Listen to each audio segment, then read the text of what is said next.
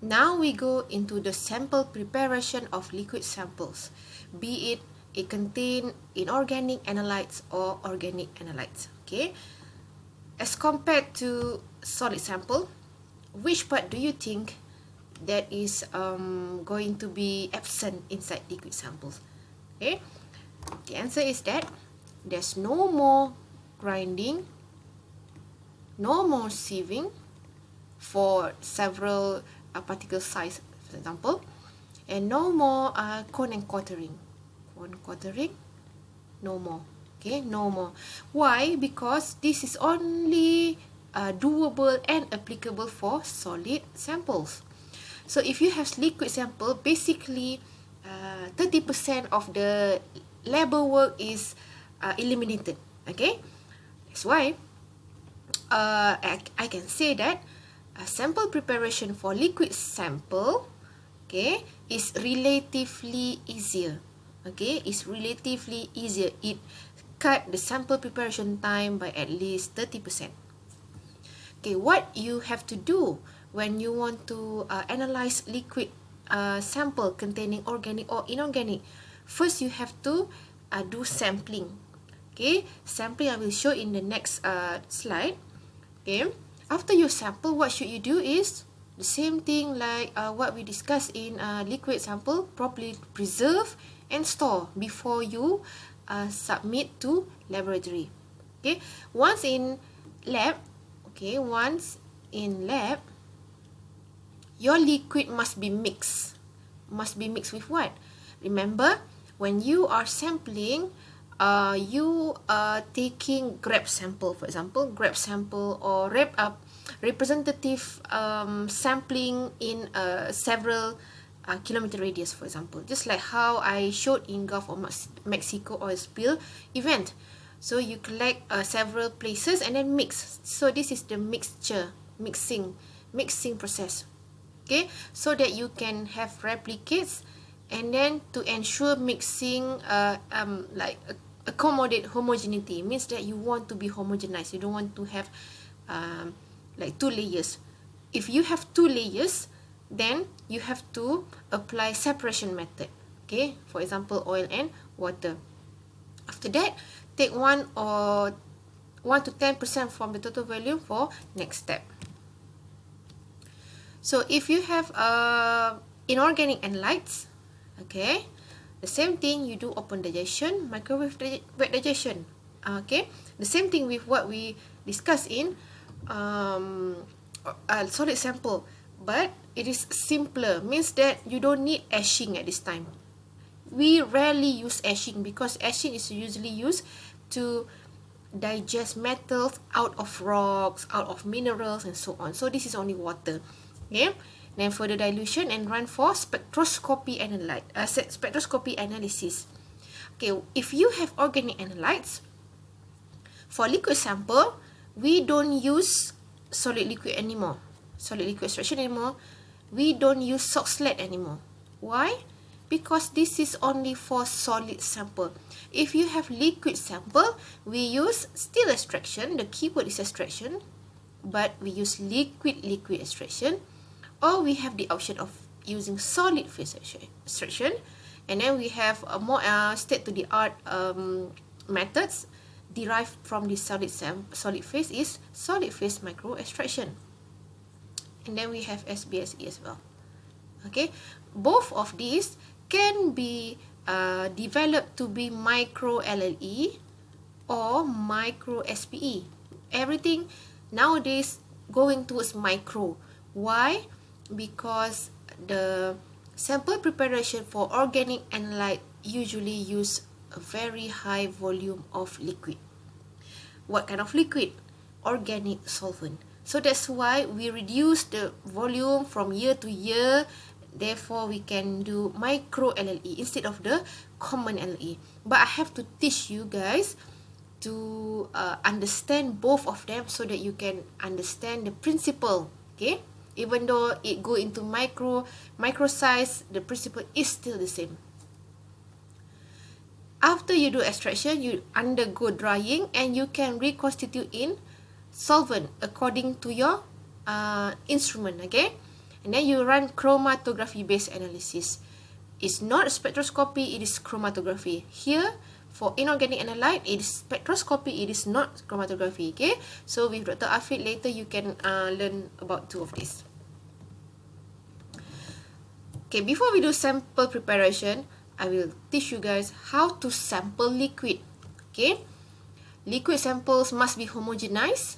Okay, the gross sample can be smaller.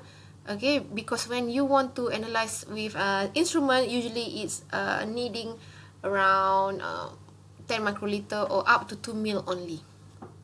Okay, sampling technique will depend on types of liquid. Okay, you have several types of liquid. It is not only taking liquid from lake water. Okay, you have either a large volume of liquid, whereby this is very significant in wastewater treatment plant. So imagine if you have wastewater treatment plant, are you going to like scoop the wastewater from that large tank? No, we have a pump, or we have a valve over here so that we can open and take sample. So you open this, the wastewater is flowing over here. Okay, if let's say you are working in QC QA department, later in food industry or beverage industry, same thing over here. They have like flow meter, and then you can get sample. Okay, so in AOSC or APHA, they tell you, okay, you should take sample in 1 hour interval, meaning that 1 hour interval, you take one sample out. After 1 hour, you take another second. And then it should, there's also standard method saying that 1 hour interval in 24 hours. Okay, so you have to take 24 sample. And then after you have 24 samples, what should you do? 24 bottles. This is where we mix.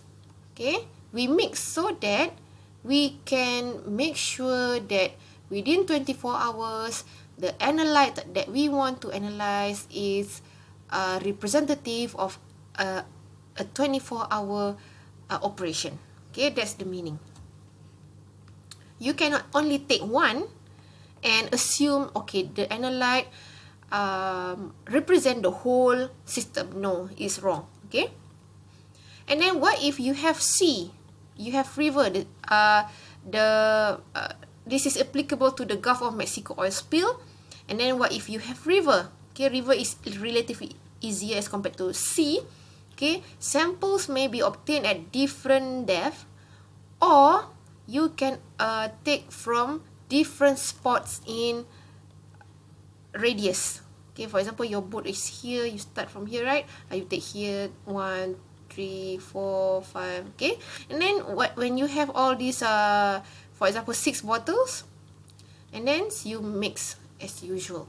Okay, you mix, and then you just take the aliquots that you want and subject to instrumentation analysis.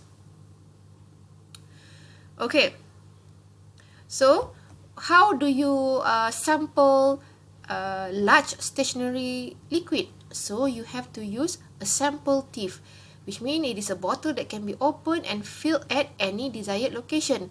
How does it look like? I will show you video of my student after this, and you can imagine how it is done. Okay, before that, I will finish on the next sampling of liquid. This is more applicable to you guys if you are working in forensic world. After this, sampling blood. How do you sample blood? Okay, easy, by using the sterilized syringe. And then urine, we have urine sample holder, and then saliva, we have saliva sample holder. Okay, the timing is very important, because if let's say your analyte is drugs, okay, you know that drugs, anything that goes into our body system will be metabolized for a certain percentage. So you have to sample at this interval as well. Okay, 4 hours, 8 hours, 12 hours. Okay, and then you mix it up and you subject to sample preparation. Okay, for example, the composition of blood varies before and after meal. Okay, for example, the glucose content, okay, it is varying before and after, so you have to take before how many times, after how many times, then compare. Okay, let us watch the video. I hope we can watch this. Okay, how Mr. Gandu over here, my PhD student from Nigeria, sampled the seawater in Kampung Pasir Putih, Pasir Gudang.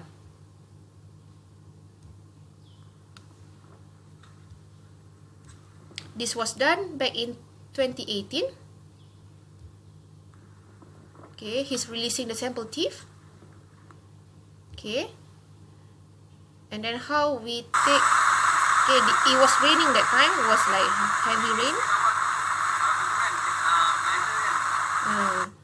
So this sample tip over here, you see that it is open, right? It is open in the first place. Once we release this apa nama dia? This pemberat apa English I don't remember. We release this thing, and then it will automatically close at our desired length. For example, Gandu want to sample seawater content, heavy metal content as analyte at 1 meter depth. So at 1 meter, we have like measurement over here, and he will release this thing, level. Is it level? Okay. Okay. So after that, he will pull out, and then it is filled with water.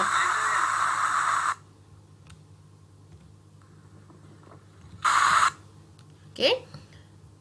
So I will show you what should we do after we have those water samples, after we preserve it, we store, and then we transfer to lab.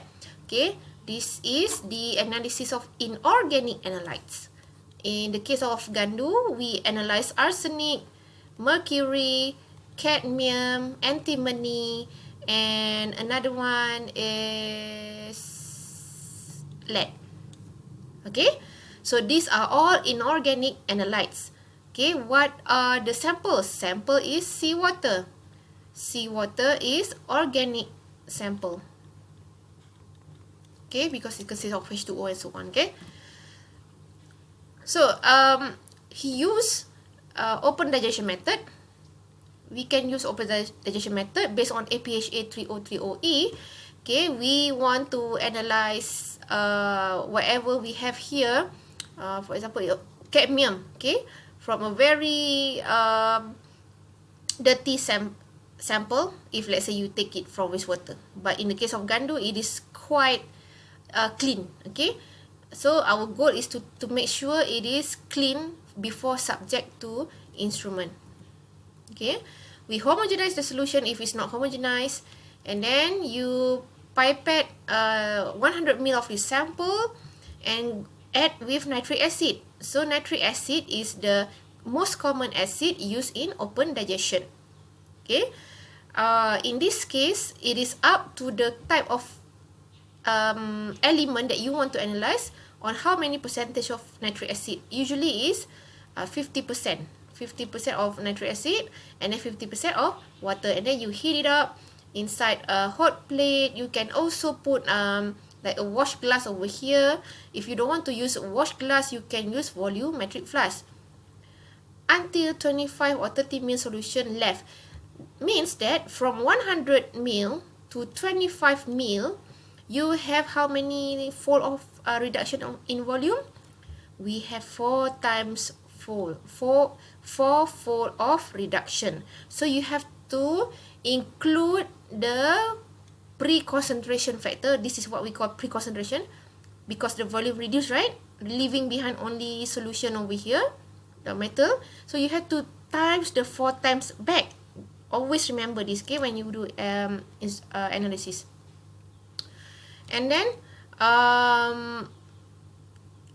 if you transfer to a bigger size, okay, then it's going to be the same lah. No need to times by 4. But if you don't put inside 100 ml, then you have to times 4. Okay, and then you can do analysis.